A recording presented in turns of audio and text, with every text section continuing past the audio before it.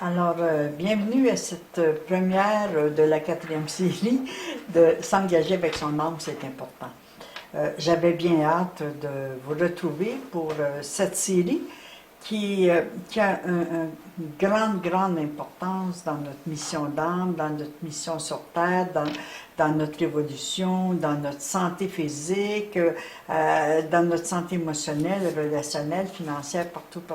Alors, c'est vraiment là, j'aimerais que cette rencontre d'aujourd'hui vous permette de réaliser que l'âme, lorsqu'elle décide de s'incarner, elle connaît ce fouillis familial dans lequel elle va arriver. Elle le sait. Elle en est très consciente. Et c'est pas par hasard qu'elle prend la place d'aînée, de cadet, de milieu, de troisième, cinquième, venant avant ou après un décès, venant dans des difficultés quelconques. L'âme le sait. Mais nous avons l'impression que, même j'ai déjà entendu dire que quelqu'un me disant ils se sont sûrement trompés de famille quand ils m'ont donné, ils se sont trompés de bébé, je ne dois pas faire partie de cette famille. Et oui, il n'y a pas d'erreur, le plan est parfait. Alors, si nous avons autant de difficultés à accepter la famille, c'est que c'est là que se retrouvent les plus grandes difficultés, les plus grands défis de l'âme. C'est là que l'âme a décidé de travailler sa propre mission, c'est-à-dire son engagement d'évoluer en tant qu'âme. C'est là qu'elle décide de trouver aussi les ressources, les talents, les aspects positifs d'une famille, les richesses de la famille afin de pouvoir s'enrichir de ce clan familial. Et c'est là aussi qu'elle décide de faire partie du clan où il y a une maladie ou des maladies émotionnelles héréditaires héritées de toute cette transgénération, de toutes ces générations qui se sont passées avant nous et qui viennent derrière nous. Alors, il y a la mission d'âme, il y a la mission de survie, il y a la mission dans la famille, le rôle que l'on vient jouer dans la famille. Alors, cette série va peut-être vous apporter des réponses que vous cherchez peut-être depuis très longtemps.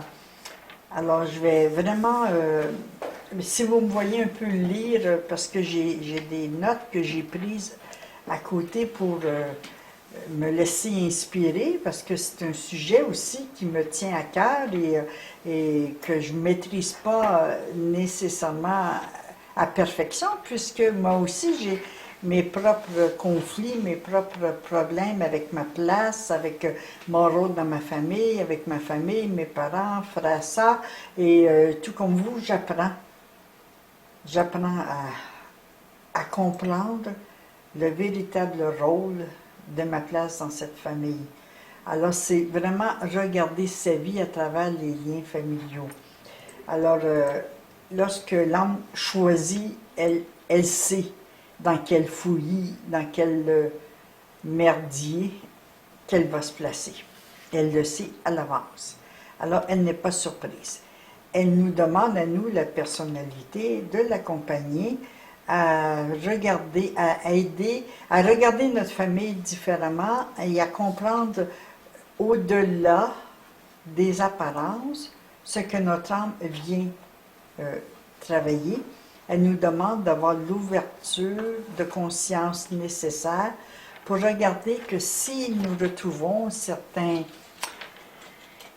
comment je dirais, certaines signes dans notre famille qui peuvent être une famille jalouse, coléreuse, qui reproche tout, alors on voit bien qu'il y a des signes de maladie émotionnelle qu'on a héritées ou qui viennent nous hériter ou dont on est témoin ou on est la victime ou on en est le bourreau et on vient réparer tout ça.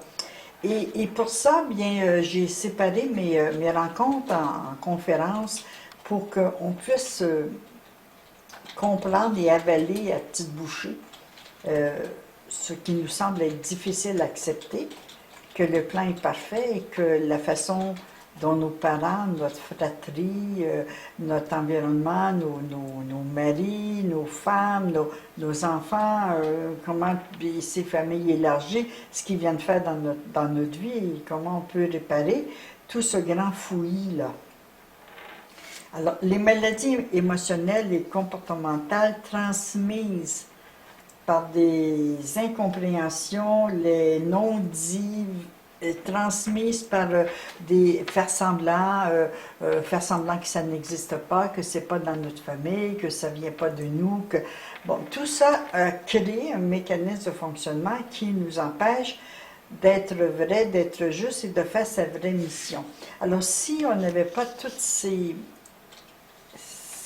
faux semblants, ou ces pseudo-missions, ou ce pseudo-rôle que l'on prend en voulant sauver sa mère, en voulant sauver son père, en voulant prendre la place du père, en voulant prendre la place de la mère, en voulant... Bon, tout ça, si c'était pas là, eh bien, on pourrait jouer notre rôle plus facilement et ça irait bien.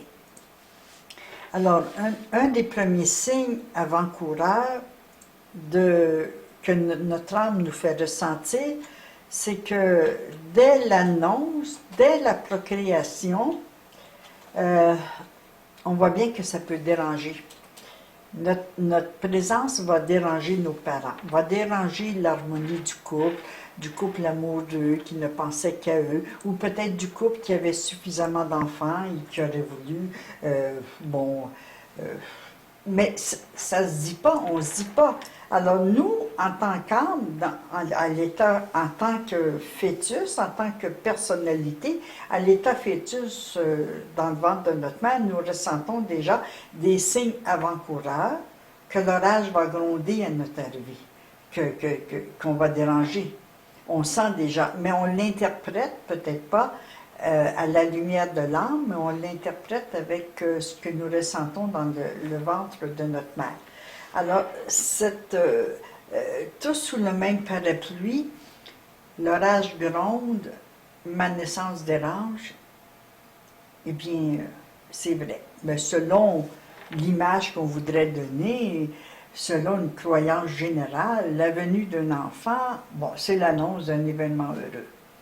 Mais ce n'est pas toujours le cas, et c'est rarement le cas. Car dans les faits, c'est le contraire. Le moment de se serrer, c'est plutôt le moment de se serrer les uns avec les autres, sous un même parapluie, sous une même énergie, car c'est l'annonce d'un grand bouleversement et des changements inévitables que notre venue sur Terre provoquera inconsciemment. Alors c'est à ce moment-là que nous devons comprendre aujourd'hui, dans notre état de conscience ouverte, d'adulte, qu'il est vrai que le style de vie de la famille va se transformer, qu'on soit le premier, deuxième, troisième, cinquième, dixième, dernier, deuxième, enfant unique, ça va transformer la vie du couple. Et ça va bouleverser. Alors, très souvent, involontairement, l'orage gronde. Est-ce qu'il y aura suffisamment d'argent? Est-ce qu'il y aura suffisamment de place? Est-ce que ce sera le garçon désiré? Est-ce que la venue d'un enfant provoque chez des parents un changement de style de vie? Le couple doit entrer dans une nouvelle énergie, une nouvelle façon d'aborder leur amour, leur responsabilité, leur relation de couple et leurs attentes de l'un envers l'autre. Alors, très souvent, les parents n'osent pas s'avouer ça. Et bon, très souvent, j'entends des mamans dire « Moi, je veux un enfant, je veux un enfant, je veux un enfant ». Mais quand l'enfant arrive, eh bien, ça bouleverse la vie. Et très souvent, les mamans reviennent vers moi puis me disent « Ben, j'ai plus de temps pour moi, j'ai plus de temps de faire mes sports, j'ai plus de temps de mes loisirs, j'ai plus de temps pour mon mari, j'ai plus de temps pour mon couple. » Ben oui, la venue d'un enfant, ça bouleverse. Alors très souvent, l'enfant sent que l'orage gronde, que ça va gronder, et qu'il y aura des coups de tonnerre, qu'il y aura des sensations désagréables, mais l'âme le sait. Alors, ce qui est important, c'est de prendre conscience que notre âme, lorsqu'elle nous demande de nous incarner, elle le sait que ça va déranger, que ça va donner le grand coup. L'enfant dérange les habitudes. Il est quelquefois difficile pour les futurs parents d'admettre cette réalité. L'enfant dérange quand il est le deuxième, le troisième, il dérange l'enfant qui est là avant. L'enfant dérange lorsque vient un deuxième enfant. Le premier enfant peut se sentir dérangé par la venue d'un deuxième enfant et le deuxième enfant peut sentir qu'il dérange son frère, sa sœur. On peut sentir qu'on dérange nos parents. On peut sentir qu'on peut devenir un fardeau pour eux. On peut sentir plein d'interprétations, de sensations désagréables, ce qui fait qu'on a de la difficulté à se sentir accepté, à se sentir aimé, à se sentir accueilli. Mais ça fait partie du travail de l'âme de déloger des sensations désagréables et de développer l'estime de nous, la confiance en nous, savoir que notre âme, lorsqu'elle s'incarne dans cette famille, à cette place-là, à cet endroit-là, eh bien, c'est ce que l'âme a voulu, a désiré, a recherché pour travailler les émotions qui vont avec. Alors, bon, moi, je peux parler de moi. Moi, quand je suis née, j'ai ressenti dans le ventre de ma mère le message que j'étais un enfant de trop. J'étais un enfant de trop parce que nous au Québec, on n'a pas vécu la guerre comme vous en France, en Europe, mais on l'a vécu à travers des privations, des restrictions limitées dans la capacité d'avoir facilement une maison, un logement pour s'abriter, la nourriture, les vêtements nécessaires. Nous étions nous aussi en ration, tout comme vous, à notre façon. Alors, j'étais la 7e enfant et à travers une constellation familiale, j'ai bien entendu un commentaire de mes grands-parents qui disait à mon père, « Mais tu aurais pu te retenir un peu, tu vois pas que cet enfant est trop, tu en avais assez, tu en avais déjà 6, tu aurais pu attendre ou tu aurais pu te retenir. Aujourd'hui, on aurait dit, tu aurais pu mettre un condom, tu aurais pu te préserver d'une naissance. » À ce moment-là, ça se faisait pas. Mais l'enfant, qu'on vive à ces temps-ci ou qu'on ait vécu dans le temps où moi je suis née, c'est les mêmes sensations que l'enfant va ressentir. Un enfant peut sentir qu'il dérange, qu'il est de trop, qu'il n'est pas désiré, qu'il n'est pas aimé, que c'était pas lui qu'on attendait. On aurait voulu avoir un autre enfant, un autre garçon, ou si on travaille sur une ferme, d'un garçon pour venir aider le père sur la ferme. On aurait voulu, les parents auraient voulu. Alors, à l'intérieur du fœtus et au moment de la naissance, l'enfant sent bien, le bébé sent bien que l'orage gronde. Mais qu'est-ce qu'on va faire avec cet orage-là? On se sent poursuivi par des sensations désagréables tout au long de notre vie. Et pourtant, l'âme de cet enfant est très consciente des malaises, des conflits qui devront être réglés dans cette vie-ci, dans cette famille, dans ce clan dans lequel elle vient s'incarner. Elle vient prendre place. L'âme connaît bien sa mission, ses défis, ce qu'elle vient guérir à travers le clan familial, ce qu'elle vient guérir dans le clan familial, ce qu'elle vient guérir, les émotions de jalousie, de colère, d'agressivité, de rancune, de compétition, de comparaison, de rivalité, et j'en passe et j'en passe. Alors l'âme sait bien qu'elle aura affaire à peut-être une fratrie compétitive, rivale, que la mère ou le père se sentira délaissé par la venue d'un enfant, la mère s'occupera surtout de l'enfant et va délaisser le père, etc. Il y a plein vous allez vous retrouver dans des images que je vous laisse actuellement. Vous allez comprendre que la vie va se transformer et qu'effectivement, c'est vrai que notre arrivée a dérangé et que l'arrivée de nos enfants a dérangé aussi notre couple. Et que l'arrivée de nos parents dans la vie de leurs parents les a dérangés. Alors, c'est comment on fait? Quand l'orage gronde, quand la naissance dérange, qu'est-ce qu'on fait pour pouvoir réparer ou guérir des blessures faites même à l'état de fœtus, hein, des traumatismes intra-utériens, c'est plein, c'est fréquent. C'est fréquent qu'il y ait des blessures à l'état fœtus. Et c'est fréquent que l'enfant ait peur de naître et que ce soit très souvent l'âme qui doit pousser sur l'enfant pour l'inciter à avoir le courage de venir dans ce fouillis familial, dans ce clan où personne n'est à sa place, où tout le monde cherche de prendre une place, bon, où tout le monde se tait, tout le monde nie la vérité, etc. Alors, l'âme crée son alliance avec la personnalité et l'enveloppe physique qui lui servira de véhicule durant son voyage sur Terre. Alors, c'est là l'âme et la matière doivent s'unir ensemble pour aller vers un même but, un même objectif. À l'état de fœtus, dans l'utérus de notre mère, nous captons les messages de nos parents, de notre fratrie, du clan, des personnes existantes dans notre environnement, nos grands-parents. Très souvent aussi, ce que pensent les grands-parents de la naissance d'un enfant a aussi un impact sur la confiance, sur l'estime, sur nous, durant notre passage sur Terre. Alors, l'importance de ces conférences sur l'engagement avec la famille, avec les liens familiaux, c'est justement pour nous aider à retracer les croyances, les interprétations, les sensations désagréables qui nous laissent croire qu'on est trop dérangeant.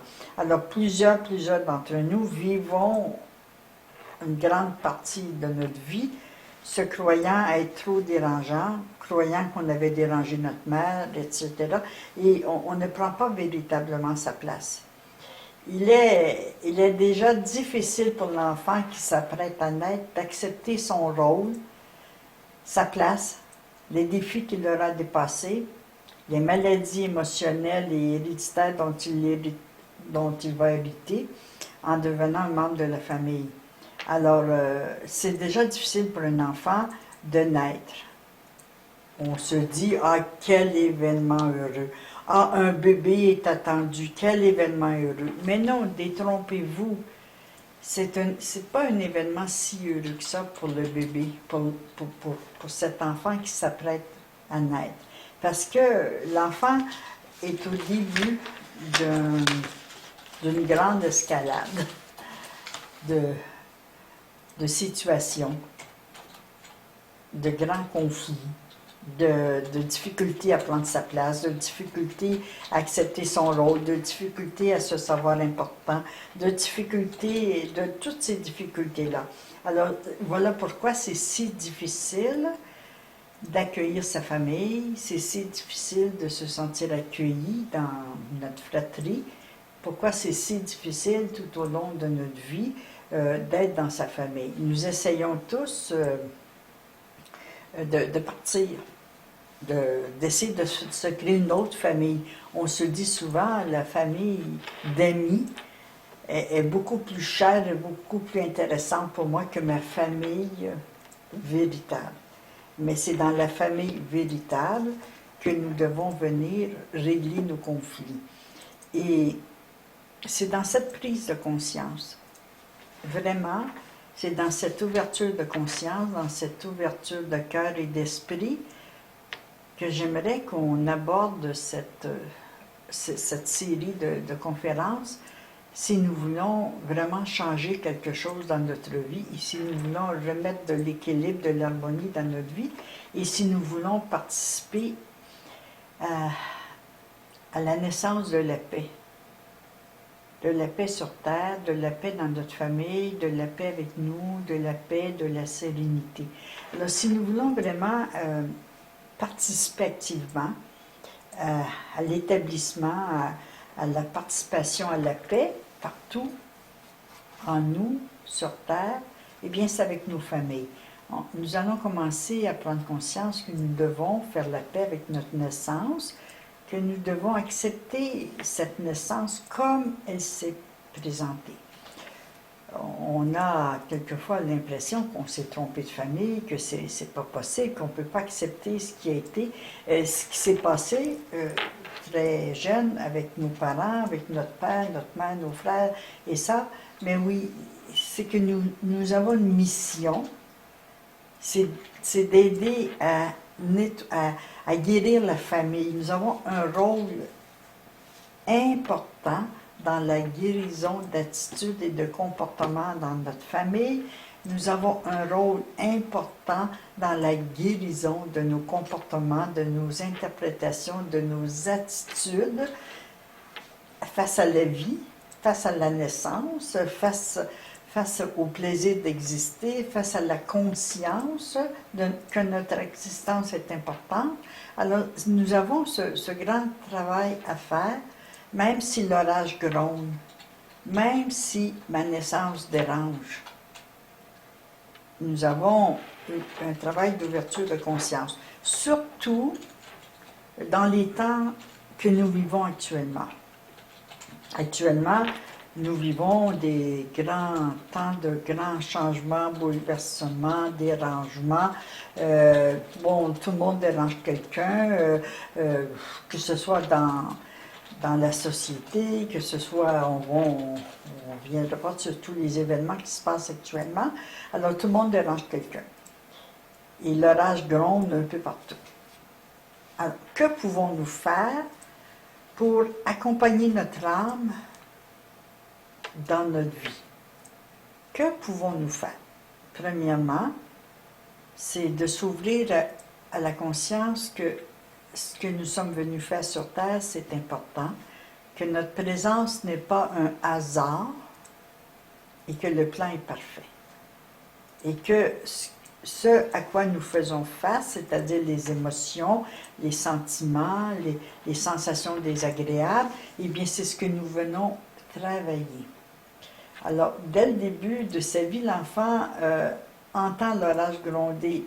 Alors, nous entendons, et là encore, nous entendons la colère de notre frère, nous entendons la colère de notre sœur, nous entendons la colère de notre mère, de notre père, nous entendons tout ça avant même de naître. Imaginez quand on arrive dans la vie. Alors, ce nouveau petit bébé tout mignon, là, est accompagné d'une âme qui a un long trajet de vie, un long parcours, et qu'elle ait bien décidé, cette âme, de remettre de l'ordre dans ces cycles de jalousie, de rivalité, de soumission, de colère, d'agressivité, de peur qui enferme tout le clan familial ou qui transpire à travers des comportements, des attitudes, que ce soit chez nos oncles, nos tantes, nos grands-parents, nos parents, nos frères, nos soeurs, nos cousins, nos cousines. On va retrouver des traces de ces maladies transgénérationnelles que nous venons aider à guérir. Exemple. Vous vous plaignez que vous êtes jalousé de vos sœurs, ou de votre frère, ou de vos voisins, de votre mari, de votre belle famille, de ceux qui vous entourent. Ils vous jalousent, puis ils vous remettent peut-être en question. Alors, il faut se dire que ces maladies-là font partie de la mission d'âme et qu'on est venu aider à rebâtir notre confiance, notre estime de nous, car la jalousie n'est nulle autre qu'une marque d'un manque de confiance. On jalouse quelqu'un quand on n'a pas confiance qu'on peut avoir la même chose que l'autre. Quand on a suffisamment confiance en nous, on n'a plus besoin de vivre de la jalousie parce qu'on se fait confiance. On dit, moi, c'est parfait, je peux l'admirer, mais moi aussi, si j'ai pas la même chose, j'ai autre chose. On n'est pas dans la rivalité, dans la possessivité, dans le contrôle et tout ça. Et là, on peut vraiment vivre en harmonie dans la famille. Mais si nous avons de la difficulté à vivre en harmonie dans la famille, c'est qu'à quelque part, il y a des sensations, il y a des émotions transmises par d'autres membres de notre famille et que notre âme nous demande de régler dans cette vie-ci.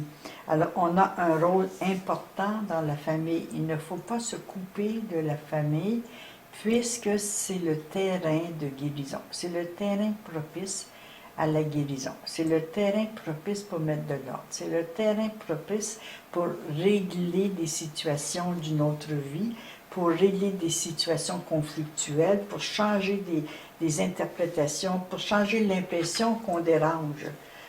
Non, on ne dérange pas, on donne. Les autres nous font sentir qu'on les dérange. Bien entendu qu'on dérange, puisqu'on arrive là où il n'y avait personne, on prend une place, on dérange les places.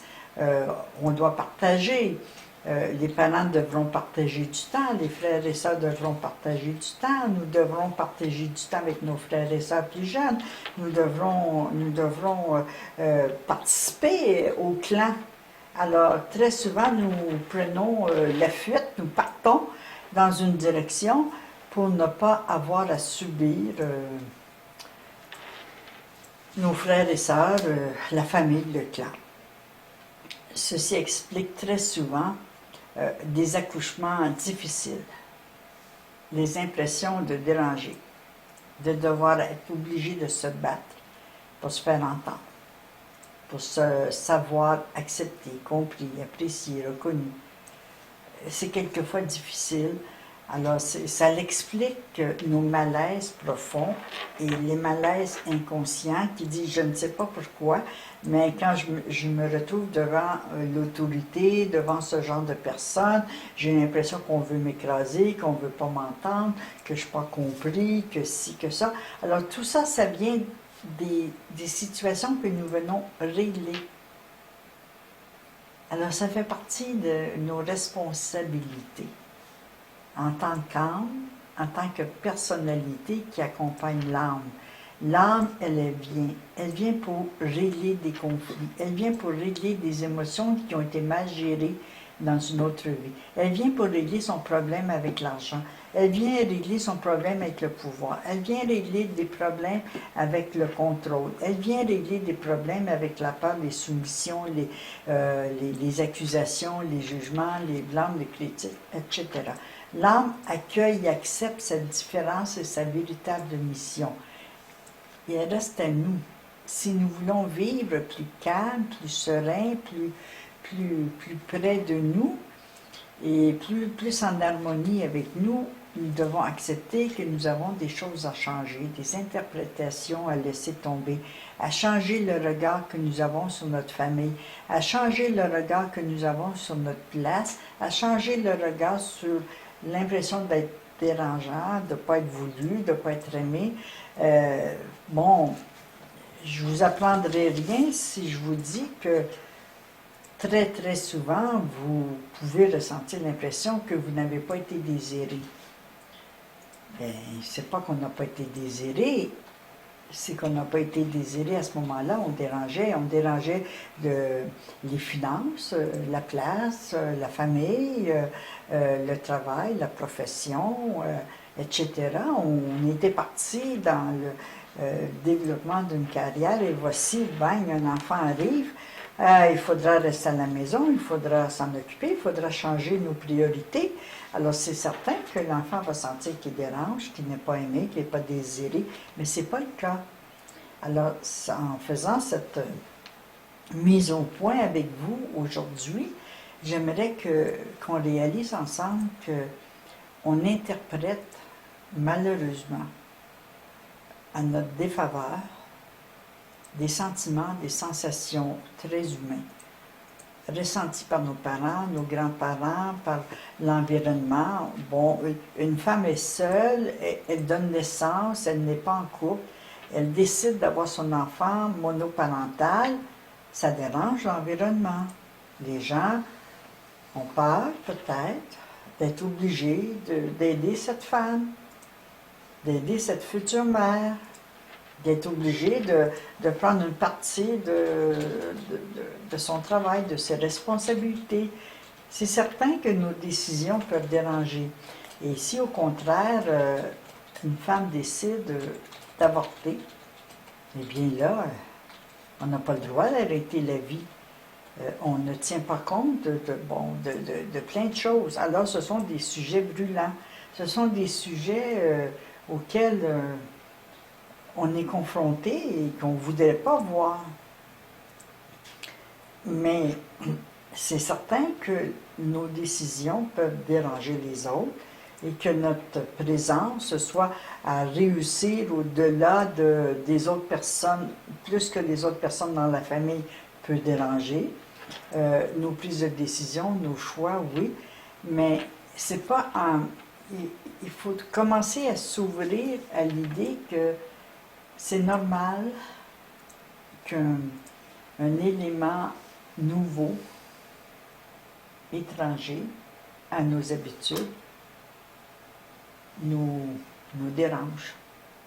Que la différence que cet enfant, que cette personne fera dans notre famille peut être dérangeante.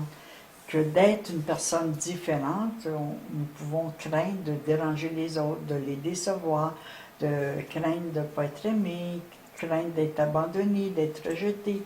Alors, c'est le parcours normal de la guérison des âmes. C'est ce que les âmes viennent guérir. Alors, c'est tout à fait normal que nous arrivions sur Terre avec un bagage à prendre soin, un bagage à soigner, un bagage d'interprétation, un bagage de sensations.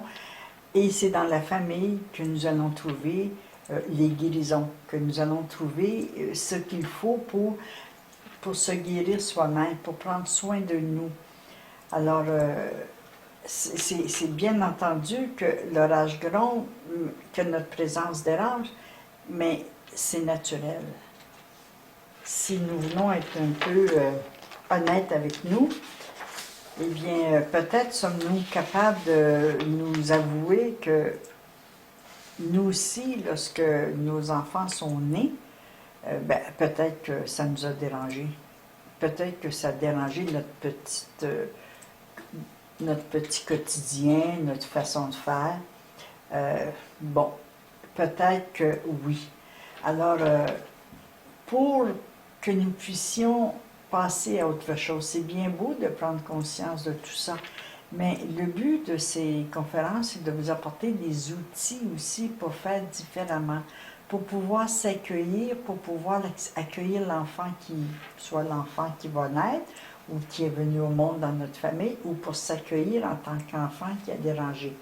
Alors, pour s'accueillir en tant qu'enfant qui a senti qu'il dérangeait, qui a senti qu'il était de trop, qui a senti qu'il n'était pas aimé, eh bien, si nous sommes capables d'accueillir la souffrance ou les difficultés de ceux qui nous ont accueillis dans notre clan familial, que c'était pas facile pour eux de déranger leur petit train-train quotidien, qu'il fallait faire de la place pour nous qui arrivions. Alors, changer notre interprétation. Oui, nous les avons dérangés, mais oui, notre présence est importante. Non, nous ne sommes pas de trop. Oui, nous avons des choses importantes à faire. Oui, notre famille, nous pouvons participer à améliorer, à enrichir notre clan familial en dégageant, en développant notre potentiel, en donnant le meilleur de nous-mêmes, en s'unissant les uns les autres sous un même parapluie, sous une même énergie, sous un même égrégat, afin de s'entraider les uns les autres.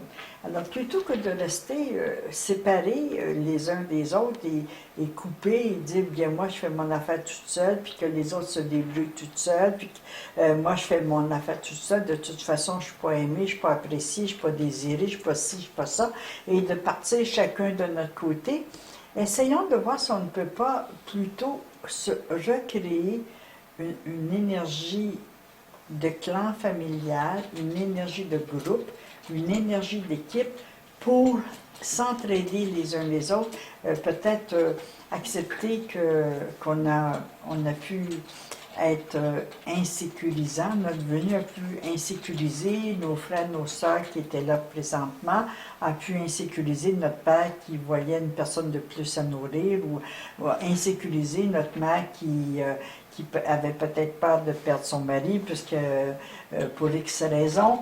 Alors si on allait plutôt dans une ouverture de conscience pour comprendre que si nous avons senti que nous dérangions, eh bien les autres aussi ont senti qu'on les dérangeait ou qu'ils nous dérangeaient.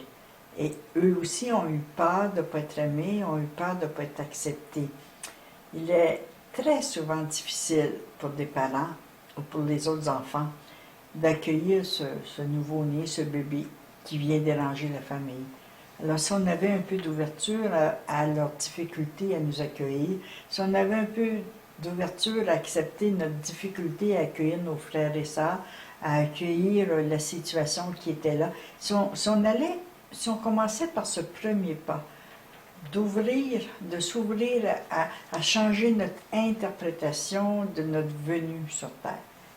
C'est vrai, c'est un fait. Notre venue a dérangé, a bousculé le rythme normal quotidien. C'est certain, que ce soit chez notre mère, notre père, nos frères, nos soeurs, partout, dans la famille, partout, ça l'ajoute quelque chose. Mais si on comprenait que notre place est importante, que même si nous avons dérangé, même si l'orage a grondé, eh bien, nous pouvons tous nous réunir ensemble pour nous enrichir, nous entraider les uns les autres et travailler à avoir autant de compassion pour ceux qui sont là déjà, qu'on aimerait qu'on ait pour nous qui arrivons dans cette famille. Alors, avoir de la compassion les uns les autres, avoir de l'ouverture les uns avec les autres. Il est important d'accepter, de reconnaître que nous dérangeons, que l'enfant dérange. C'est important de reconnaître que c'est vrai, mais de faire différemment. Bon, il dérange nos habitudes, que le moment de son arrivée n'était peut-être pas idéal ou mal choisi, selon les parents, selon les frères et sœurs, selon plein de choses. Et d'accepter que c'est un fait, mais d'accepter aussi qu'on vient pour enrichir la famille de nos talents, de nos ressources, que cette famille est là pour nous enrichir aussi. Il est important de faire sentir à l'enfant, ou de se faire sentir à notre enfant intérieur, de faire sentir à l'enfant intérieur en nous, de faire sentir à l'enfant qui naît, s'il y a des enfants qui arrivent, de lui faire sentir que c'est pas lui, c'est pas notre enfant intérieur qui a dérangé ou qui était de trop, mais plutôt nous, la personnalité, ou nous, les frères et sœurs, qui manquons d'ouverture envers les changements inévitables. Alors c'est certain, et nous-mêmes, nous manquons peut-être d'ouverture envers nous-mêmes, peut-être que nous avons gardé un jugement sévère envers nous qui se dit, je sais, je dérange toujours, et partir, et fuir, et s'enfermer dans je dirais, dans ce boudage, bouder la vie, c'est-à-dire, bon, parfait, je ne dérangerai plus, je vais partir, vous allez voir, je ne serai plus là, je vous embêterai plus. Changer cette attitude-là, ou celle de vouloir, ben, je vais m'imposer, vous allez voir, vous devrez vivre avec moi, puis je vais vous en faire voir de toutes les couleurs. Puis, ce sont des comportements qui sont tout à fait en dehors de la vérité. Alors, accepter vraiment, c'est vrai que nos frères et nos sœurs nous dérangent, puis qu'on a dérangé nos frères et nos sœurs, qu'on a dérangé nos parents, qu'on a dérangé le système déjà établi, mais que c'était la même chose aussi pour les personnes qui étaient déjà dans le clan familial, c'était la même chose pour eux. Alors, accepter de s'ouvrir les uns les autres et de se poser la question, mais qu'est-ce que j'emporte? Qu'est-ce que j'emporte de plus dans la famille? Comment je peux enrichir mon clan? Comment je peux leur apporter un mieux-être, un bien-être? Comment je peux peut-être les aider à être moins jaloux, je peux peut-être les aider à être moins agressifs, je peux peut-être baisser mon agressivité pour leur permettre d'être plus capables de m'accueillir, de m'accepter. Je peux peut-être ouvrir à la communication, je peux peut-être m'ouvrir à des relations plus harmonieuses, je peux peut-être donner le meilleur de moi-même, je peux peut-être me faire confiance, je peux peut-être leur faire confiance, enlever ma méfiance, je peux peut-être accepter que c'est pas si grave que ça, que de déranger, que tout le monde dérange quelqu'un. Et c'est tout à fait normal, parce que tout le monde aimerait bien être sur cette île déserte, toute seule, à vivre toute seule sans déranger personne. Mais non, la vie, c'est pas ça. La vie nous demande de vivre ensemble, de vivre et de s'enrichir les uns des autres. Alors, l'enfant qui s'apprête à s'investir dans sa mission comprend très vite que sa venue va déranger. On le comprend très vite. Vous l'avez compris presque en naissant et très souvent à l'état fœtus, vous avez compris que vous dérangez de façon quelconque. Et c'est là qu'il faut accueillir, s'accueillir soi-même et faire en sorte qu'on peut s'apporter quelque chose. Plutôt que de dire « je dérange », eh bien dire « j'arrive avec mon bagage de connaissances, de qualités, de ressources, de talent. Alors moi, j'arrive pour enrichir le clan, j'arrive pour participer à la famille, j'arrive le cœur ouvert. Si on n'a pas pu le faire quand on était enfant, peut-être qu'on pourrait commencer à le faire. Parce que vous savez, les événements qui se passent actuellement sur la Terre, ce sont des événements importants qui nous disent bien, comment nous pouvons vivre ensemble dans une même société, dans un même patelin, dans une même ville. Comment on peut vivre avec nos différences? Comment on peut vivre ensemble? Est-ce qu'on ne pourrait pas y avoir de notre part l'ouverture à accepter qu'on dérange, mais accepter que les autres nous dérangent aussi, mais accepter qu'on peut s'enrichir, avoir un autre regard sur nous-mêmes, une autre attitude avec nous-mêmes. Et si nous commençons à l'intérieur de nous, si nous commençons dans notre famille, dans notre clan, eh bien, ça va se propager autour de nous.